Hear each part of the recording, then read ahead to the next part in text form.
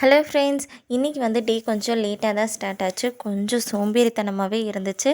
நல்லா பச்சை தண்ணி எடுத்து மூஞ்சியில் சளீர்னு ஒரு 2 டைம் அடித்ததையும் தூக்கம் தெளிஞ்சிருச்சு. எந்திரிச்சு வந்து சரி வேலையாக நம்ம இன்றைக்கி காலையில் பிரேக்ஃபாஸ்ட்டுக்கு என்ன செய்யலாம்னு டிசைட் பண்ணிட்டு செய்யறக்க ஆரம்பிச்சிடலாம் அப்படின்னு சொல்லிட்டு தான் நேற்றுக்கே வந்து முருங்கைக்காய் வாங்கிட்டு வந்து கட் பண்ணி வச்சுருந்தேன். அதனால் இன்றைக்கி முருங்கைக்காய் சாம்பார் ரெடி பண்ணிடலாம் அப்படின்னு சொல்லிட்டு முருங்கைக்காய் சாம்பார் தாங்க ரெடி பண்ணிகிட்ருக்கிறேன். சாம்பாருக்கு வந்து முருங்கைக்காயை வந்து தாளித்து விட்டுட்டு அதுக்கப்புறமா வெளியே போய் வாசலில் கோலம் போட்டுட்டு வந்துடலாம் அப்படின்னு சொல்லிட்டு தாங்க வெளியே போனால் 6 ஆயிடுச்சு. நான் வெளியே போய் வாசலில் கோலம் போடும்போது கோலம் போட்டுட்டு வந்தேன். முருங்கைக்காய் வெந்துருந்துச்சு. கையோட சாம்பாருக்கு வந்து பருப்பு வேக வச்சு அதை ஊற்றிட்டு நல்லா வந்து தாளிப்பு வடகம் போட்டு தாளிச்சும் விட்டுட்டேன். ரொம்பவே மணக்க சூப்பராக இருந்துச்சு.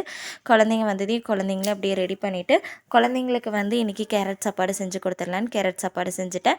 தோசை அவங்களெல்லாம் ரெடி பண்ணி விட்டுட்டு தோசையை சுட்டு சாம்பார் ஊற்றி சாப்பிட்டா அவ்வளோ சூப்பராக இருந்துச்சு. உங்கள் வீட்டில் காலையில் பிரேக்ஃபாஸ்ட் என்னென்னு கமெண்ட் பண்ணுங்கள். தேங்க்ஸ் ஃபார் வாட்சிங்.